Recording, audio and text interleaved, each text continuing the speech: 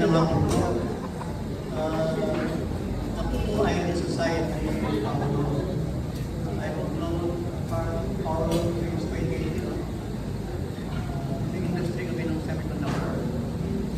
So, from there, the relationship as supplier and customer and as involved between the two of us into something to a personal level na. We've done trips to Thailand, to Mark, and tried different foods, solid foods. But aside from that, when I got to Luka last year, gaano ang dating natin. And we can see the transformation. I'm speaking English because of this. Sorry. Thank you.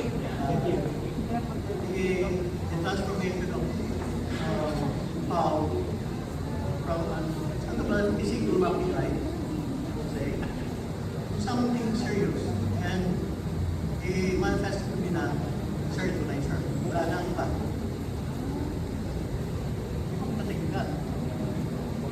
So when I met her, I got a go.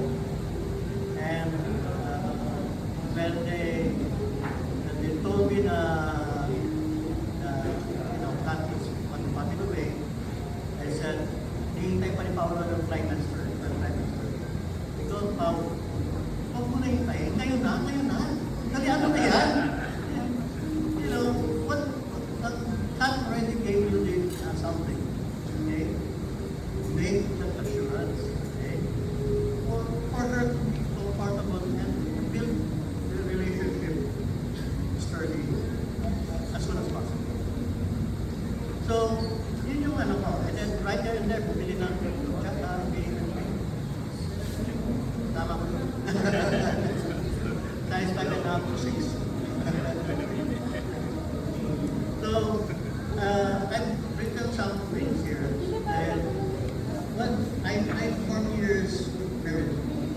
I have 3 children, 2 grandchildren, and I can feel the tears giving away the sadness. I wouldn't say the sadness, but tears of joy, giving away daughters.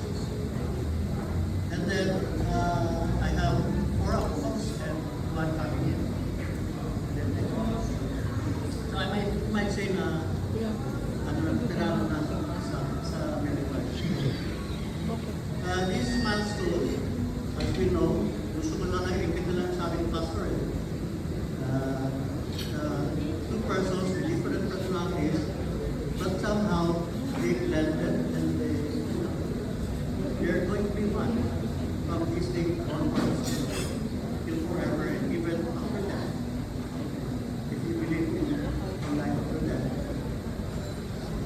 Sabi ni Pastor, let's build our, and even the house now, God-centered relationship.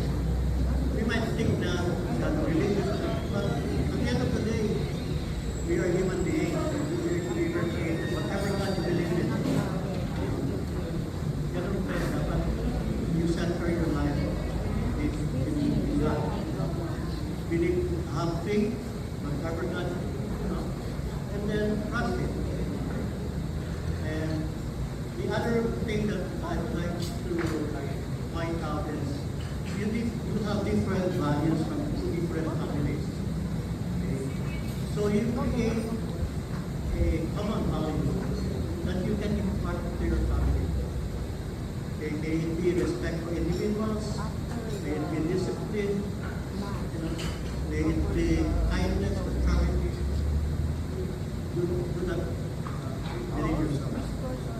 Those values should be steadfast and something that you believe in. So that, if trials comes in, you know how to react, how to make decisions. Okay?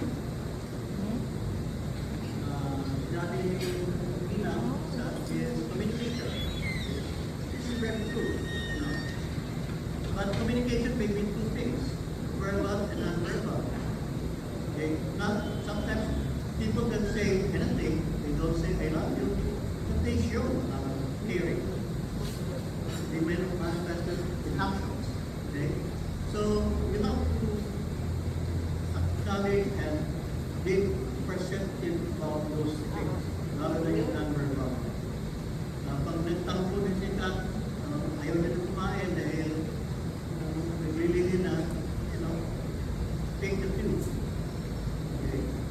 Think of ways how to motivate them. Okay? And then when you say about communication, it's not just communication between you, but between the environment, the family. Huwag mo naman kibanan, tampo ka kay papa mo o kay mama mo dahil hindi ka sinusundan. End of the day, your family. I've learned that you can have a lot of friends, but you can never have a lot of money. Ang family yung things enough for each person. So, rely on them. That's a very good strength. Harmless. Sabi nila, head of the family ang lalaki. But remember, ang babae is the neck. Where the neck turns, the head follows. Diba? So, isang compliment.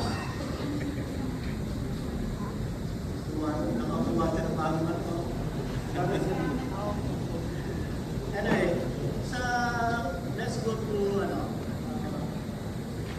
nagpamaraman ako ng bahay. Anong bahay? You're starting family, there will be a lot of financial constraints, you're working in one company. At the end of the day, my recommendation, giving, professional talaga, no? Recommendation, no? If you can split your, have these two different industries, two different options or source of income, better. Okay. Ang mga sa akin, me and my wife, we have two different, it's a businesswoman and I'm employed. So I'm the fixed income earner. My wife is the variable income earner. We live our lives based on the fixed income. We splurge on the luxuries of life in the variable income. Okay. That should help. Okay. But everything is not, as long as you enjoy life. Hindi naman, dahil maraming ang pera, you enjoy life. No. It's still the relationship with the God. You have an upcoming child, you start a family. This one I can say. There will be books about how to take care of kids. There are pediatricians, but there's no book in parenting. Alam ng mga magulang yan. Walang libro na mababasa na itong gagawin mo para palakihin ng mga bata. Ano disiplinahin yan? May mga pare na sabi, okay? But, it's a different content. You have to learn through godparents, the parents, other older friends, okay, that can help you guide your life. You are bringing in a human being into this world. So you are going to be responsible on what and how that human being becomes. Okay? Kung maging masama siya, it's not going to be the fault of the environment. It's going to be the responsibility. How you educate, how you put your value to that person, yun ang importante. Okay. And last but not the least, thank your parents and your relatives who have joined you. We will be always here for you. Kung may problema, tawag. Okay? But first and foremost, before you solve it up, know yourself. So, in behalf of everyone, and thank you very much for making us participate in this milestone of yours. And God bless.